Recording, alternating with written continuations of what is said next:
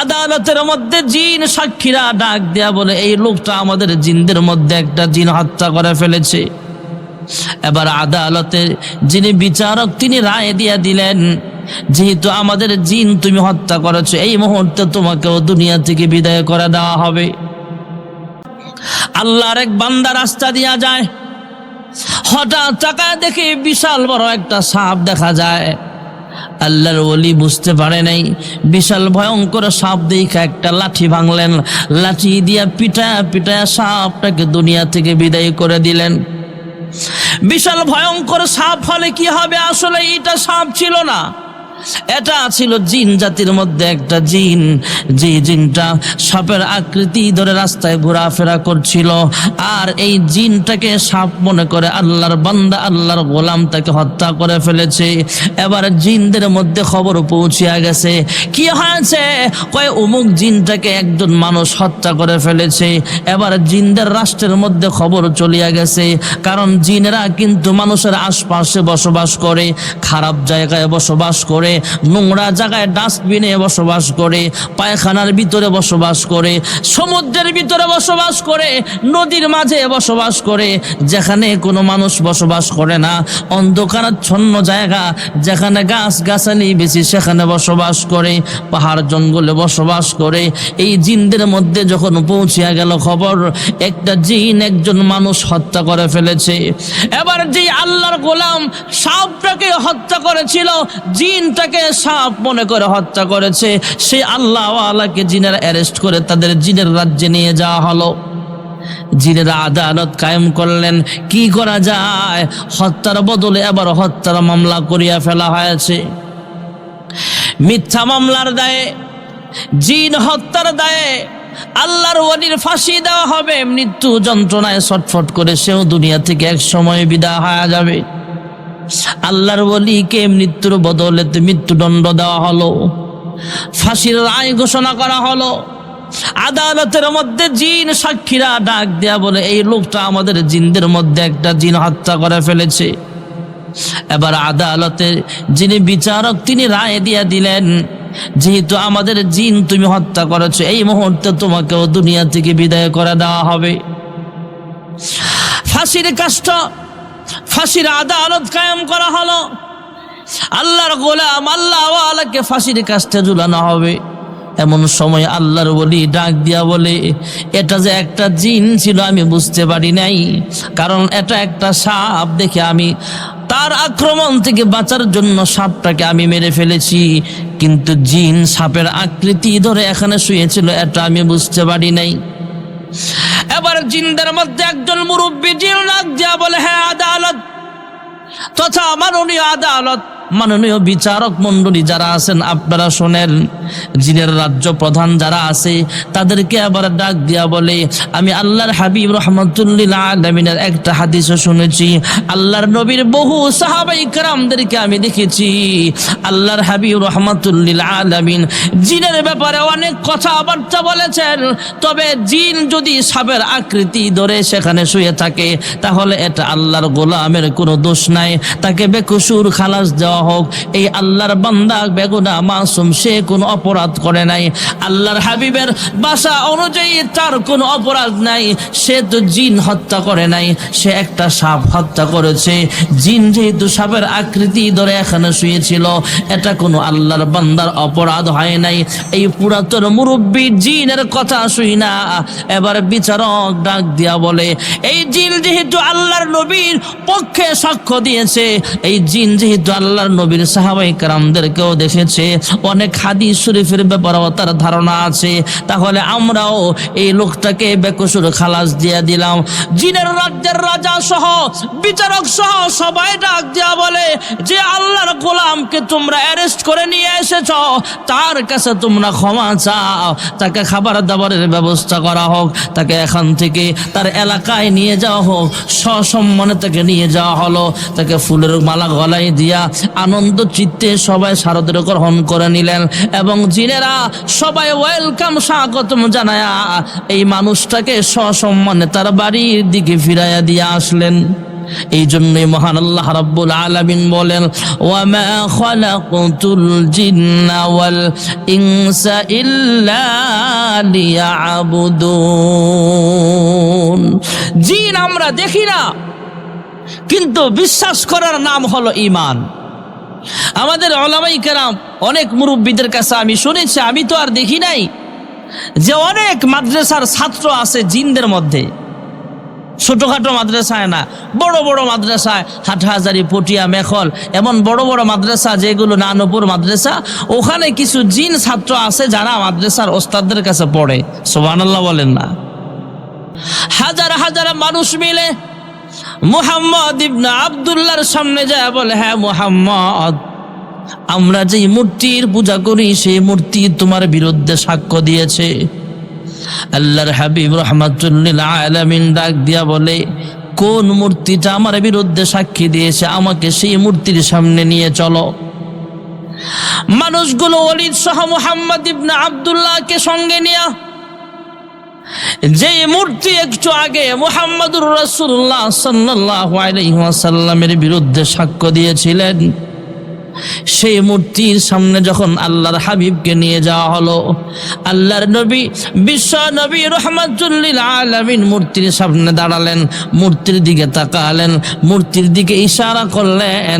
এবার দেখা গেল ওলীদ ডাক দিয়া বলে, হ্যাঁ মূর্তি, আগে যেইভাবে আমার সামনে মুহাম্মদের বিরুদ্ধে কথা বলেছিল, সাক্ষ্য দিয়েছিল, এইবার হাজার হাজার মানুষের সামনে মুহাম্মদুর রাসূলুল্লাহর সামনেও তুমি মুহাম্মদের বিরুদ্ধে সাক্ষী দাও। এবার মূর্তির ভিতর থেকে আওয়াজ আসে, আশহাদু আল্লা ইলাহা ইল্লাল্লাহু ওয়া আশহাদু আন্না মুহাম্মাদান আবদুহু ওয়া রাসূলুহু। মূর্তির ভিতর থেকে আওয়াজ আসে, আমি ঈমান এনেছি, আমি সাক্ষ্য দিচ্ছি আল্লাহ তাআলা ছাড়া কোনো মাবুদ নাই, আমি আরো সাক্ষ্য দিতেছি হযরত মুহাম্মদুর রাসূলুল্লাহ সাল্লাল্লাহু আলাইহি ওয়াসাল্লাম আল্লাহর বান্দা এবং রাসূল। ওলীদ অবাক হয়ে গেলে, কি ব্যাপার? যখন একা একা আমি আলোচনা করেছিলাম, একা একা যখন মূর্তির সামনে মাথা নত করেছিলাম, তখন মূর্তি মুহাম্মদের বিরুদ্ধে সাক্ষ্য প্রদান করলো, আমাদের পক্ষে কথা বলেছে, কিন্তু এই মুহূর্তে যখন মুহাম্মদ সামনে আসছে, তখন মূর্তি মুহাম্মদের পক্ষে চলে গেল। কি ব্যাপারে বুঝলাম না। সবাই মাথা নিচু করে চলে যায়। আল্লাহর হাবিবকে অপমান করার জন্য এনেছিলেন, আল্লাহর হাবিব আর অপমানিত হয় নাই। আল্লাহর হাবিবের সম্মান আল্লাহ তাআলা বাঁচিয়ে দিয়েছেন। এবার আল্লাহর হাবিব রাহমাতুল লিল আলামিন সামনে দিয়া যায়, পথির মধ্যে একজন লোক দাঁড়ায় বলে, ইয়া রাসূলুল্লাহ, ইয়া হাবিবাল্লাহ। আল্লাহর হাবিবকে সালাম দিলেন, সালাম দিয়া ভালো মন্দ জিজ্ঞেস করে ডাক দিয়া বলে, ইয়া রাসূলুল্লাহ, ইয়া হাবিবাল্লাহ, আমার বয়স কিন্তু অনেক, আমি কিন্তু দুনিয়ার জমিনের কোনো মানুষ নই, আমি একজন জিন জাতির মধ্যে একজন জিন। আল্লাহর হাবিব বলেন, কি হয়েছে তাতে? জিন ডাক দিয়া বলে, ইয়া রাসূলুল্লাহ, ইয়া হাবিবাল্লাহ, আমি কিন্তু মূসা পয়গম্বরের সাথে আমার দেখা হয়েছিল, আমার বয়সটা অনেক, কয়েক হাজার বছর বয়স। আমার ঈসা নবীর সাথেও দেখা হয়েছিল। ওগো পয়গম্বর, আপনার সাথেও আমার দেখা হলো। ওগো আল্লাহর হাবিব রাহমাতুল লিল আলামিন, আমাকে কালিমা পড়ায়া মুসলমান বানায়া দেন। একটু আগে ওলীদ যে শব্দটা শুনেছিল আপনার বিরুদ্ধে, মূর্তির ভিতর থেকে আওয়াজ আসছিল, ওইটা ছিল একটা খারাপ জিন, শয়তান জিন আপনার বিরুদ্ধে কথাবার্তা বলেছিল। ওগো আল্লাহর হাবিব, আপনি যখন মূর্তির সামনে দাঁড়াইলেন, ওই মুহূর্তে আমি খারাপ জিনটাকে দুনিয়া থেকে বিদায় করে দিয়েছি, তাকে মেরে মূর্তির ভিতরে আমি গিয়েছি, সেখানে যায় আপনার পক্ষে শাহাদাতের সাক্ষ্য প্রদান করে দিয়েছি। মহান আল্লাহ রাব্বুল আলামিন আসমান বানাইলেন, জমিন বানাইলেন, পাহাড় পর্বত সৃষ্টি করলেন, নদী নালা বানাইলেন। হে মানুষ, আসমান দেখতে কত সুন্দর, জমিন দেখতে কত সুন্দর, পাহাড় দেখতে কত সুন্দর, সমুদ্র সৈকত দেখতে কত সুন্দর। মানুষ, আপনার আমার চেহারা দেখতে কত সুন্দর, না জানি আমার আল্লাহ দেখতে জানি কত সুন্দর। মহান আল্লাহ রাব্বুল আলামিন পাহাড় বানাইলেন আমাদের খেদমতের জন্য। মহান রব্বুল আলামিন সব কিছু দুনিয়ার আমাদের জন্য বানিয়েছেন, আর আমাদেরকে বানিয়েছেন খুব যত্ন করে, খুব আদর করে আমাদেরকে আল্লাহ তাআলা সৃষ্টি করেছেন। মহান আল্লাহ নিজেই হলেন ইঞ্জিনিয়ার। ফেরেশতাদেরকে ডাক দেয়া বলে, হ্যাঁ ফেরেশতারা তোমরা আদমের বডি বানাও। ফেরেশতারা আরজ করলেন, হ্যাঁ মালিক আমরা কেমনে বানাবো আদমের বডিটা একটু জানায়া দেন। মহান আল্লাহ রব্বুল আলামিন কুদরতি আওয়াজ দিয়া জানায়া দিলেন, হ্যাঁ ফেরেশতারা এইভাবে তোমরা আদমের বডি বানাও। আয় আল্লাহ আদমের হাত দুইটা কেমনে বানাবো? ফেরেশতারা এই জিজ্ঞেস করলে মহান আল্লাহ তাআলা জানায়া দিলেন, এইভাবে আদমের দুইটা হাত বানাও। আয় আল্লাহ আদমের দুইটা পা আমরা কেমনে বানাবো? এইভাবে বানাও। কিন্তু যখন চেহারা বানাইবার সময় আসলো, ফেরেশতারা ডাক দিয়া জিজ্ঞেস করে, হ্যাঁ মালিক আদমের চেহারা তোমরা বানাইলে কেমনে বানাইলে আপনি খুশি হবেন? মহান আল্লাহ তাআলা কুদরতি আওয়াজ দিয়ে জানায়া দিলেন, হ্যাঁ ফেরেশতারা রে, আমার আদরের মাখলুক, মুহাব্বতের মাখলুক, মানুষের চেহারা তোমরা বানাইলে হবে না, আমি আল্লাহ নিজ কুদরতি হাত দিয়ে আদমের চেহারাটা বানাবো। এবার মহান আল্লাহ রাব্বুল আলামিন নিজ কুদরতি হাত দিয়ে আদমের চেহারাটা বানালেন। সূরা ৩-এর মধ্যে মহান আল্লাহ রাব্বুল আলামিন চারটা কসম খেয়েছেন, ওয়াত-তিনি ওয়াজ-যাইতুন ওয়া তুরি সিনিন ওয়া হাদাল বালাদিল আমিন। চারটা দামি জিনিসের কসম খেয়ে আল্লাহ তাআলা বলেন, লাকাদ খালাকনাল ইনসানা ফি আহসানি তাকওয়িম। চারটা কসম খেয়ে মহান আল্লাহ তাআলা বলেন, আমি আল্লাহ সবচেয়ে সুন্দর করে মানুষ বানাইছি। এ মানুষ আল্লাহ সবচেয়ে সুন্দর করে বানাইছেন জাহান্নামে দেওয়ার জন্য না। এই মানুষের কিছু দায়িত্ব আছে। ১ নম্বরের দায়িত্ব হলো ঈমানি দায়িত্ব, ২ নম্বরের দায়িত্ব হলো আমলের দায়িত্ব। মহান আল্লাহ রাব্বুল আলামিন আমার তেলাওয়াতকৃত আয়াতের মধ্যেও জানিয়ে দিয়েছেন, ইন্নাল্লাযীনা আমানু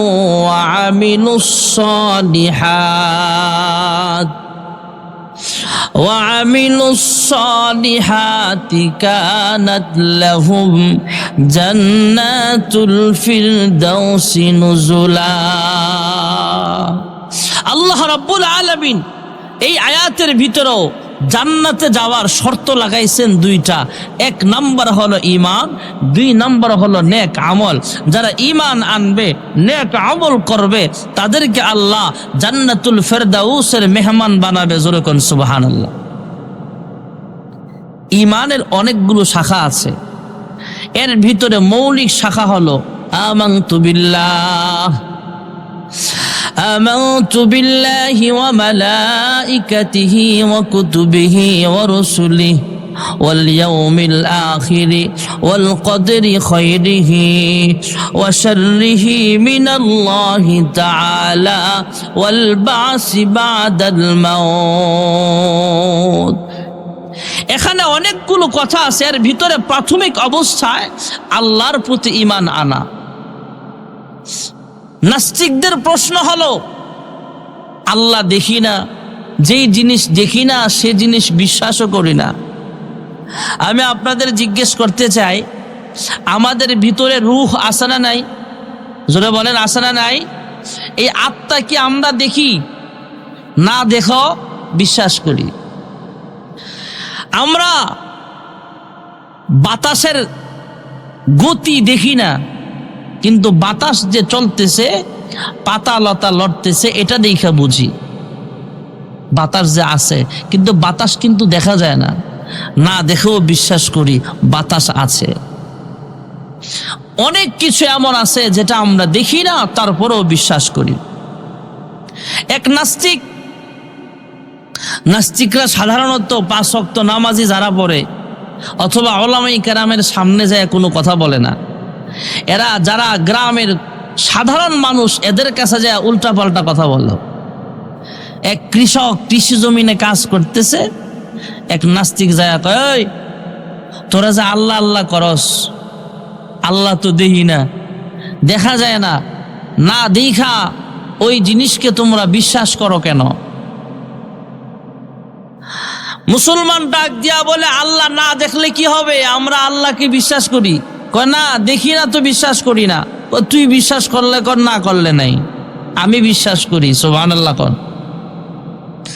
নাস্তিক ডাক দিয়া কয়, মানুষ মাটির তৈরি, এই মাটির তৈরি মানুষ জাহান্নামের আগুনে দিলে সাজা পাবে, এটা বুঝলাম। জাহান্নামের আগুনে, আগুনের তৈরি জিন দিলে শাস্তি পাবে, এটা তো বুঝলাম না। এবার কৃষক বেচারা কয়, তোর প্রশ্নের জবাব দিতেছে খাড়া খাড়া কয়া মাটির একটা চাকা নিয়া নাস্তিকের পিঠ বরাবর যখন ঢিল মারছে, নাস্তিক চিল্লা পাল্লা শুরু করছে, ও ভাই গো, ও বাবা গো, মেরে নিল গো। এর চিল্লা পাল্লা শুই না এলাকার লোকজন একত্রিত হয়েছে। একত্রিত হয়ে বলে, কি হয়েছে তোমার? কয়, আমি এরা প্রশ্ন করলাম, দুইটা প্রশ্নের জবাব দিলে দেখ, না দিলে নাই, আমারে মারলো কেন? কৃষক ডাক দিয়া বলে, আমি আরে মারি নাই তো। কয়, কি করছ? কয়, ঢিল মারছি, এই ঢিলের মাধ্যমে তার দুই প্রশ্নের জবাব একসাথে দিয়ে দিছি। সুবহানাল্লাহ। এলাকার মানুষ একত্রিত হয়ে ডাক দিয়া বলে, কথাটা বুঝলাম না। এবার কৃষক, যাকে অপরাধী বলে সবাই একত্রিত হয়ে তার বিচার করার জন্য আসলো, কৃষক ডাক দিয়া বলে, হ্যাঁ নাস্তিক, তুমি যে একটু আগে মাটি দিয়ে আমি তোমাকে ঢিল মারলাম, মাটির আঘাত পাওয়ার পরে তুমি ইফ উফ করেছ, আব্বারে ডাকতেছ, মারে ডাকতেছ, সবাইকে চিল্লা পাল্লা করে মানুষ কান্নাকাটি করে ভিড় জমায় ফেলেছ। তুমি একটু আগে মাটির ঢিল পাওয়ার পরে যে তুমি ব্যথা পাইছ? কয়, হ। আমি বিশ্বাস করি না। কয়, কেমনে বিশ্বাস করো না? কয়, কারণ হলো, পারলে আমার একটু তোমার ব্যথাটা একটু দেখাও। শরীরে ঘুষা মারছেন, ব্যথা পাইছে, ব্যথা কি দেখানো যায় নাকি? নাস্তিক ডাক যা বলে, ব্যথা দেখা যায় না, অনুভব করা যায়। কয়, এটা বুঝানোর জন্যই তোমাকে মাটি দ্বারা ঢিল মেরেছিলাম। তোমার মাটির আঘাত করার কারণে তুমি ব্যথা পেয়েছো, কিন্তু ব্যথা দেখাইতে পারো নাই। আমার আল্লাহ এমন আল্লাহ যে আল্লাহ দেখা যায় না, অনুভব করা যায়। আসমানের দিকে তাকায়া অনুভব করা যায়, জমিনের দিকে তাকায়া অনুভব করা যায়, সৃষ্টি জগতের দিকে তাকাইলে অনুভব করা যায়।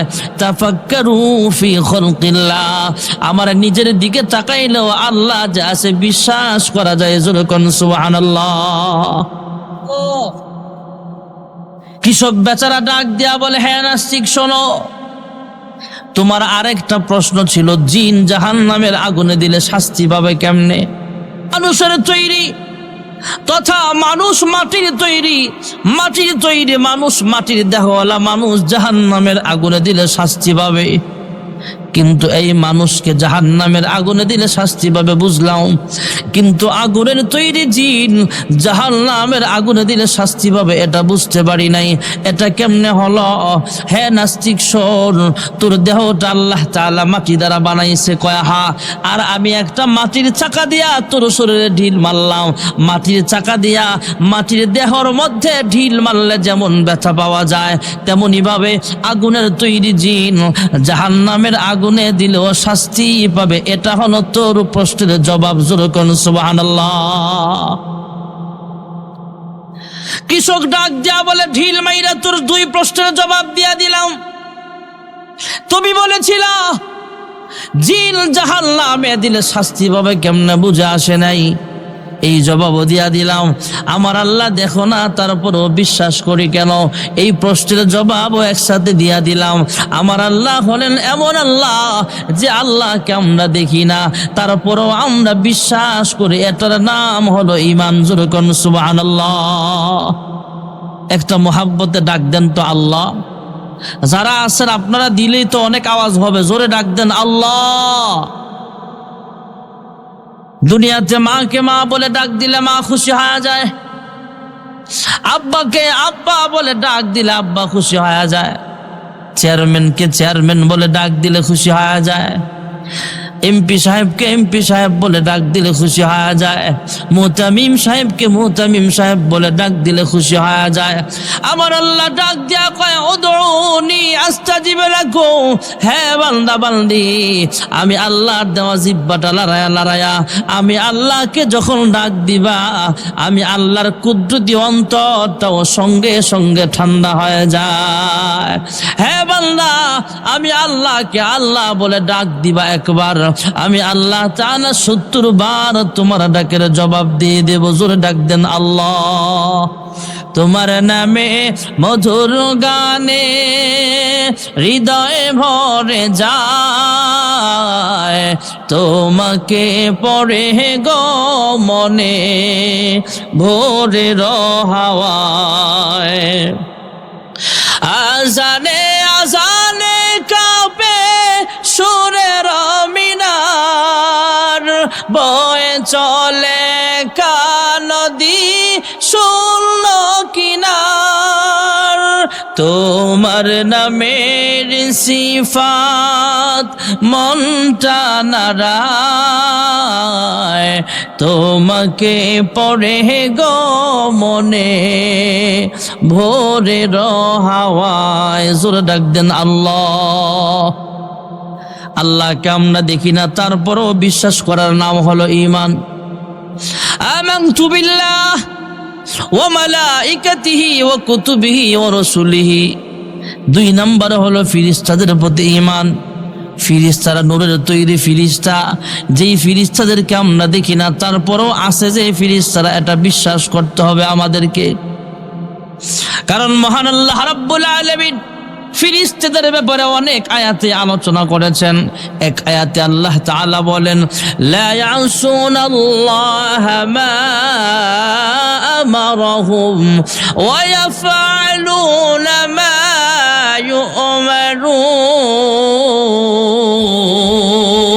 ইউমারুন। ফেরেশতারা আল্লাহর নাফরমানি করে না, সব সময় আল্লাহ তাআলার হুকুমের বাস্তবায়ন করে। জোরে কোন সুবহানাল্লাহ। ফেরেশতাদের মধ্যে অসংখ্য অগণিত ফেরেশতা আছে ভাইয়েরা আমার। ফেরেশতা যে কত আছে এটা আমরা জানি না, ফেরেশতাদের সংখ্যা ফেরেশতারা নিজেরাই জানে না। আমার আপনার নবী, বিশ্ব নবী রাহমাতুল লিল আলামিন, মেরাজের রাতে ফেরেশতাদেরকে জিজ্ঞেস করেছিলেন আসমানে, হে ফেরেশতারা তোমাদের সংখ্যা কত?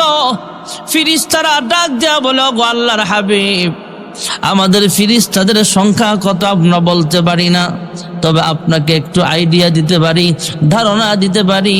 সৃষ্টি লগ্ন থেকে নিয়ে আসমানে একটা ঘর আছে, জমিনে যেমন একটা ঘর আছে খানায়ে কাবা, পৃথিবীর বিভিন্ন জায়গা থেকে আল্লাহর দাওয়াতি মেহমানগণ লাব্বাইক আল্লাহুম্মা লাব্বাইক, লাব্বাইক লা শারীকা লাক লাব্বাইক, ইন্নাল হামদা ওয়ান নি'মাতা লাকা ওয়াল মুলক লা শারীকা লাক। পৃথিবীর বিভিন্ন জায়গা থেকে আল্লাহর দাওয়াতি মেহমানগণ যেই ঘর তাওয়াফ করার জন্য ছুটে চলে আসে, এটা হলো মানুষের কাবা। আর ওই ঘরের বরাবর আসমানও একটা ঘর আছে, সেটা হলো বাইতুল মামুর, ওটা হলো ফেরেশতাদের কাবা। সৃষ্টি লগ্ন থেকে নিয়া প্রতিদিন 70,000 ফেরেশতা এই ঘরটাকে তাওয়াফ করে। জোরে কোন সুবহানাল্লাহ। قال سيدنا رسول الله صلى الله عليه وسلم فإذا هو يدخله كل يوم 70,000 ملك لا يعودون إليه أو كما قال عليه الصلاة والسلام। ফেরেশতারা আল্লাহর হাবিবকে জানায়া দিলেন, ওগো আল্লাহর হাবিব, হে বার এলাহির বন্ধু, সৃষ্টি লগ্ন থেকে নিয়ে প্রথম দিন 70,000 ফেরেশতা এই ঘরে ইবাদত করেছে, তাওয়াফ করেছে, জিকির করেছে। দ্বিতীয় দিন এই ফেরেশতাদের আর কোনো চান্স নাই, সুযোগ নাই, নতুন করে 70,000 ফেরেশতা এই ঘরটাকে তাওয়াফ করেছে। তৃতীয় দিন প্রথম 2 দিনের ফেরেশতাদের কোনো সুযোগ নাই, তৃতীয় দিন আবার নতুন 70,000 ফেরেশতা এই ঘরটাকে তওয়াফ করেছিল। এমন করতে করতে ভাইয়েরা আমার, আল্লাহর হাবিবকে ফেরেশতারা জানায়া দিলেন, ওগো আল্লাহর বন্ধু, একদিন নয়, 2 দিন নয়, কিয়ামত পর্যন্ত এইভাবে প্রতিদিন নতুন নতুন 70,000 ফেরেশতা এই ঘরটাকে তওয়াফ করবে। একবার যেই ফেরেশতারা তওয়াফ করেছে, কিয়ামত পর্যন্ত দ্বিতীয়বার আর কোনোদিন সিরিয়াল পাবে না। জোরে কোন সুবহানাল্লাহ, লা ইলাহা ইল্লাল্লাহ। সাসপেন্টে পরিণতি আজম আজম 10 স্পিক আগে কাসুন দিন না বল লা ইলাহা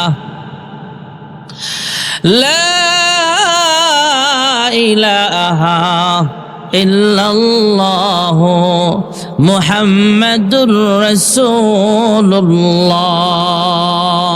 সাল্লাল্লাহু আলাইহি ওয়াসাল্লাম। আল্লাহর হাবিব রাহমাতুল লিল আলামিন বলেন, আমি আসমানে জিবরাইল আমিনকে আসল আকৃতিতে দেখেছিলাম। ইনদা সিদরাতিল মুনতাহা ইনদাহা জান্নাতুল মাআওয়া।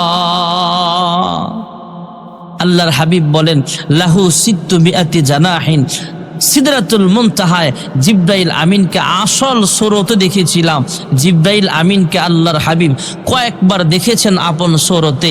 জিবরাইল আমিনের 600 পাখা আছে, পাখাগুলো ছড়ায়া দিলে পুরা পৃথিবীটা একসাথে ঢেকে যায়। সুবহানাল্লাহ বলে।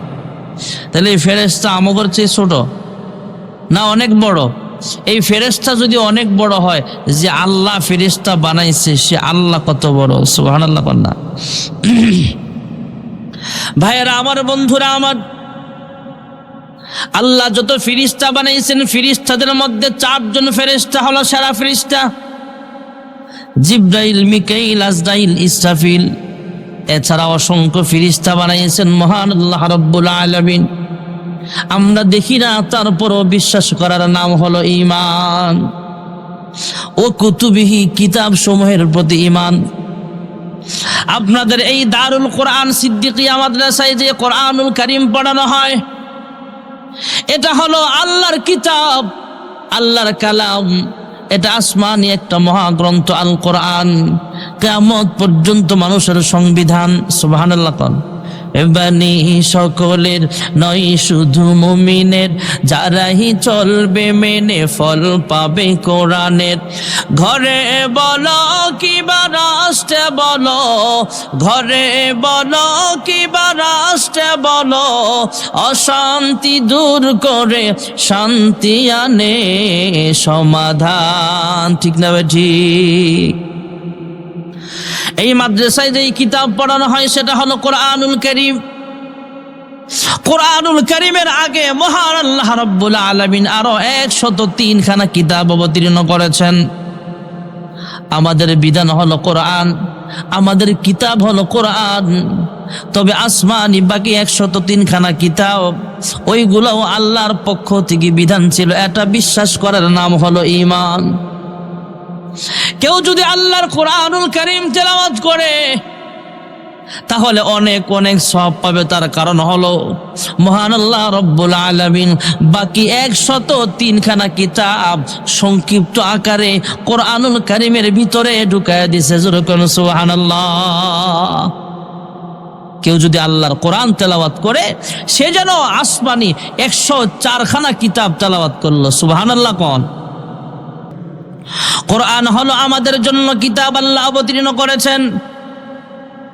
কোরআন বিশ্বাস করার নাম যেমন ঈমান, বাকি 103 খানা কিতাবের উপরে ঈমান আনা এটাও ফরজ। আল্লাহ রাব্বুল আলামিন 104 খানা কিতাব অবতীর্ণ করেছেন। 104 খানা কিতাবের মধ্যে সবগুলো কিতাব আল্লাহর পক্ষ থেকে নাজিল করা হয়েছে। এর ভিতরে 4টা কিতাব হলো প্রসিদ্ধ। ভাইয়েরা আমার, তাওরাত হযরতে মূসা পয়গম্বরের উপরে আল্লাহ অবতীর্ণ করেছেন। জাবুর দাউদ পয়গম্বরের কাছে আল্লাহ নাজিল করেছেন, ইনজিল শরীফ হযরতে ঈসা পয়গম্বরের কাছে অবতীর্ণ করেছেন, আর কোরআনুল কারীম আমার আপনার নবী বিশ্ব নবী রাহমাতুল লিল আলামিনের উপরে আল্লাহ নাজিল করেছে। জোরে কোন সুবহানাল্লাহ। আমরা তো কোরআনের বিধান অনুযায়ী চলবো, আর বাকি 103খানা কিতাবও যে আল্লাহর পক্ষ থেকে এসেছে এটা বিশ্বাস বাধ্যতামূলক করতে হবে, এটা ঈমানের একটা মৌলিক বিষয়। আমানতু বিল্লাহি ওয়া মালাইকাতিহি ওয়া কুতুবিহি ওয়া রুসুলিহি। মহান আল্লাহ রাব্বুল আলামিন লক্ষাধিক নবী রাসূল পয়গম্বর জমিনে পাঠিয়েছেন। আউয়ালুল আম্বিয়া আদম, প্রথম পয়গম্বর হলো হযরত আদম আলাইহিস সালাতু ওয়াস সালাম। এরপরে আল্লাহ রাব্বুল আলামিন লক্ষাধিক নবী রাসূল পয়গম্বর জমিনে পাঠিয়েছেন। মুফাসসিরিন হযরতগণ লিখেন নবী রাসূল পয়গম্বর আলাইহিমুস সালামদের সংখ্যা কম পক্ষে 1,24,000, এর চাইতে অনেক অনেক বেশি হওয়ার সম্ভাবনা আছে। জোরে কোন সুবহানাল্লাহ।